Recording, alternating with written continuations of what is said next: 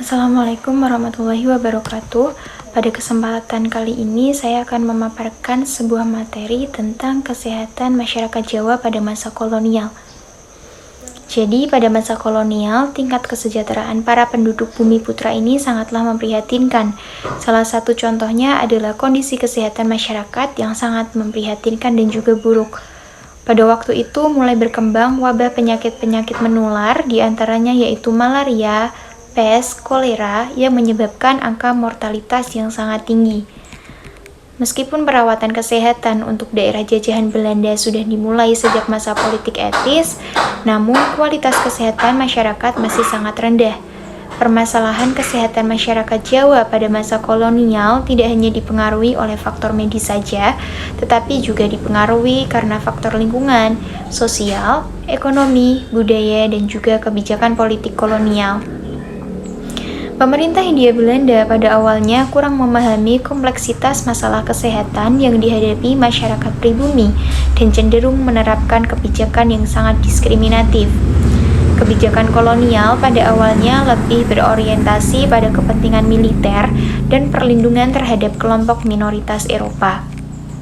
Dalam kasus ini, penulis ingin menghubungkan permasalahan kondisi kesehatan masyarakat Jawa pada masa kolonial dengan teori konflik sosial. Hubungan ini terlihat jelas melalui ketimpangan akses layanan kesehatan dan resistensi masyarakat terhadap kebijakan kolonial. Misalnya saja, fasilitas kesehatan seperti rumah sakit yang hanya melayani para elit Eropa dan para pribumi yang memiliki kedudukan tinggi saja. Masyarakat kelas bawah di Jawa yang minim akses terhadap layanan kuratif dan preventif yang menyebabkan angka kematian yang tinggi karena terpapar wabah kolera, pes, dan juga cacar. Lewis A. Coser mendefinisikan konflik sosial sebagai perjuangan atas nilai dan pengakuan terhadap status yang langka, di mana kekuasaan dan sumber daya menjadi objek pertentangan antara kelompok maupun individu. Pada masa kolonial, masyarakat Jawa mengalami ketimpangan akses kesehatan antara kelas penguasa dan juga rakyat pribumi. Konflik sosial di sini muncul sebagai respon atas ketidakadilan. Misalnya saja penolakan masyarakat terhadap kebijakan pemerintah kolonial yang diskriminatif dan merugikan rakyat pribumi, seperti karantina yang merusak mata pencaharian masyarakat pribumi. Ketegangan antara masyarakat pribumi dan penguasa kolonial mempertegas struktur sosial kolonial yang hierarkis. Konflik ini menjaga garis batas antara kelompok penguasa kolonial dan kelompok Jawa yang terjajah. Beberapa konflik yang terjadi diantaranya adalah resistensi pasif masyarakat terhadap fasilitas kesehatan kolonial. Konflik ini dipandang sebagai bentuk penyelamat yang menyalurkan ketegangan agar tidak berujung pada kekerasan terbuka yang merusak tatanan sosial secara keseluruhan. Konflik ini membukakan jalan bagi suatu perubahan, misalnya saja kebijakan politik etis yang mulai memperluas layanan kesehatan bagi masyarakat pribumi pada awal abad ke-20. Konflik ini memicu adanya adaptasi dan penyesuaian dalam sistem kolonial. Walaupun perubahan yang terjadi masih terbatas dan tidak sepenuhnya menghilangkan ketidakadilan. Di awal abad ke-20, seiring dengan perubahan kebijakan kolonial yang dipengaruhi oleh politik etis, mulai terjadi perbaikan dalam sistem pelayanan kesehatan. Pemerintah kolonial mendirikan lebih banyak rumah sakit, memperluas akses pelayanan kesehatan, dan mulai melatih tenaga medis pribumi seperti mantri dan juga dokter Jawa.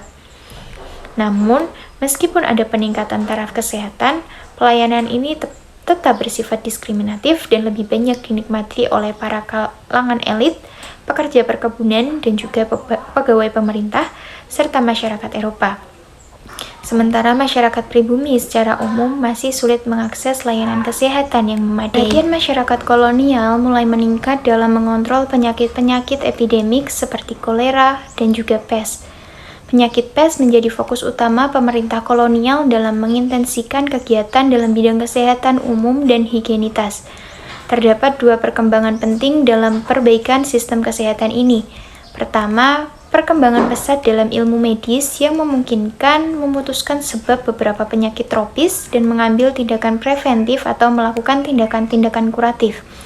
Kedua, perubahan terhadap ideologi kolonial yang dikenal dengan sebutan politik etis yang menghasilkan kebijakan yang lebih humanis terhadap penduduk pribumi.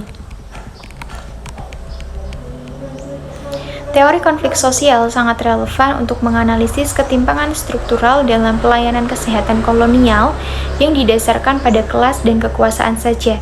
Masyarakat Jawa sebagai kelas menengah ke bawah mengalami diskriminasi dalam akses kesehatan, sementara kelas penguasa kolonial mendapatkan perlakuan yang lebih istimewa.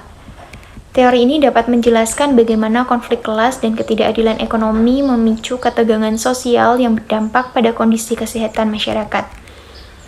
Konflik tidak hanya memberikan nilai negatif saja, tetapi juga terdapat nilai positif di dalamnya, di mana konflik dapat memperkuat solidaritas internal kelompok, mendorong adanya perubahan sosial, dan memperbarui kualitas keputusan dalam kelompok. Namun, konflik ini bersifat parsial, di mana tidak bisa menjelaskan seluruh realitas sosial secara menyeluruh. Dan dari sini dapat disimpulkan bahwa teori konflik sosial Lewis Althusser ini memberikan kerangka yang kuat untuk memahami kondisi kesehatan masyarakat Jawa pada masa kolonial, sebagai hasil dari konflik struktural antara kelompok penguasa dan juga masyarakat pribumi. Konflik tersebut tidak hanya mencerminkan ketidakadilan dan pertentangan kepentingan, tetapi juga berfungsi untuk memperkuat solidaritas internal masyarakat Jawa dan menjaga stabilitas sosial kolonial. Selain itu, konflik ini berpotensi menjadi mekanisme perubahan sosial jika dikelola dengan baik. Dengan demikian, teori Althusser ini sangat relevan untuk menganalisis dinamika sosial kesehatan pada masa kolonial. Mungkin cukup sekian pemaparan materi yang dapat saya sampaikan. Kurang lebihnya mohon maaf. Wassalamualaikum warahmatullahi wabarakatuh.